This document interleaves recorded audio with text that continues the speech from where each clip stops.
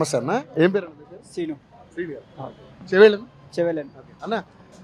Chevella constituency ఇప్పుడు ఆడావిడ అంత 3 పార్టీలు. ఎందుకంటే మనకి ఎంపీ ఎలక్షన్స్ 17 స్థానాలు. మరి 17 స్థానాలు పోటీ గట్టిగానే ఉంది మొత్తం రాష్ట్ర వ్యాప్తంగా.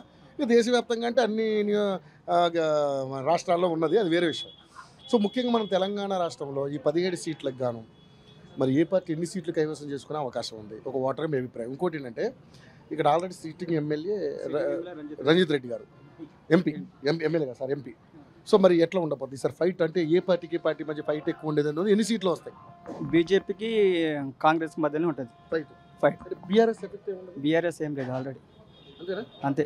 ఎందుకని అసలు ఒకప్పుడు బీఆర్ఎస్ ఉండే కానీ అప్పుడు ఉండే కానీ పబ్లిక్లో ఏముందంటే మార్చాలని ఒక పబ్లిక్ కసితో నుండి చేంజ్ చేసారు 100%. ఇప్పుడు కూడా రంజిత్ రెడ్డి కొన్ని పనులు చేసిండు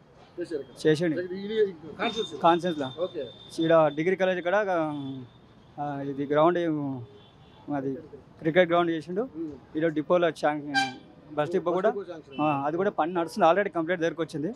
ఆయన చేస్తాడు పని, 100% చేస్తాడు ఆయన, 100%. ఆయన కూడా గెలుస్తాడు, 100% కూడా గెలుస్తాడు ఆయన. బీజేపీకి కాంగ్రెస్ మధ్యలో ఉంటుంది, ఏడవడినా బీజేపీ కాంగ్రెస్ మధ్యలో ఉంటుంది. అంతేగాని మొత్తం 17 స్థానం 3వ ప్లేస్లో ఉంది టీఆర్ఎస్. First place. మరి 2 స్థానాల్లో రంజిత్ రెడ్డి గారు బాగానే కష్టపడ్డారు, చేస్తారన్నారు. మరి ఈసారి కూడా ఎంత లక్ష మెజారిటీ అనుకున్నాం కానీ ఇక టైట్ ఉంది కాబట్టి ఎట్లయినా గెలుస్తాడు, గెలికే 100% అవకాశం. పబ్లిక్లో తిరుగుతాడు కాబట్టి మంచిగా పని చేస్తాడు. ఎవరు చేసినా ఫోన్ చేసినా కూడా రెస్పాన్స్ ఇస్తాడు ఆయన రంజిత్ రెడ్డి. ఇంతకుముందు ఒక ఇక్కడ యాక్సిడెంట్ అయినుండే మహేందర్ రెడ్డి హాస్పిటల్లో ఫోన్ చేస్తే ఇమీడియట్ వాళ్ళు తీసుకోకపోతే మళ్ళీ ఫోన్ చేయగానే వాళ్ళని అడ్మిట్ చేసిండు. ఇప్పుడు మేము మాడికెళ్ళి పోయినాం, ఇప్పుడు హాస్పిటల్ దాకా పోయి వచ్చినాం ఇప్పుడే.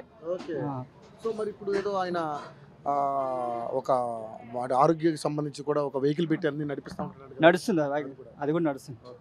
సో అయితే ఈసారి పోటీ ఇద్దరి మధ్య ఉన్న గెలుపు మాత్రం రంజిత్ రెడ్డి పక్కా 100% గెలుస్తాడు ఆయన. సో మొత్తం ఎన్ని సీట్లు రావచ్చు? మొత్తం అంటే 17 అనుకున్నాం కానీ మనకు 100% 15 సీట్లైనా రావాలని టార్గెట్ ఉంది.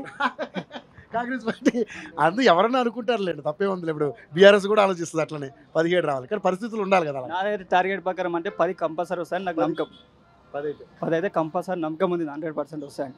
మోడీ గారి ప్రభావం ఏముండదు? మోడీ గారు ఏముందంటే ఇక అది కొద్దిగా ఫీలింగ్తో ఓట్లు అంతే తప్ప మిగతాది ఏం లేదు, పని చేసింది. కాంగ్రెస్ గవర్నమెంట్ రేపు పొద్దుగాల, ఎందుకంటే కాంగ్రెస్ కేసు అని అధికార పార్టీ కాబట్టి ప్రిఫరెన్స్ లెక్కల మాట్లాడండి అవకాశాలు ఉంటాయి అన్నట్టు.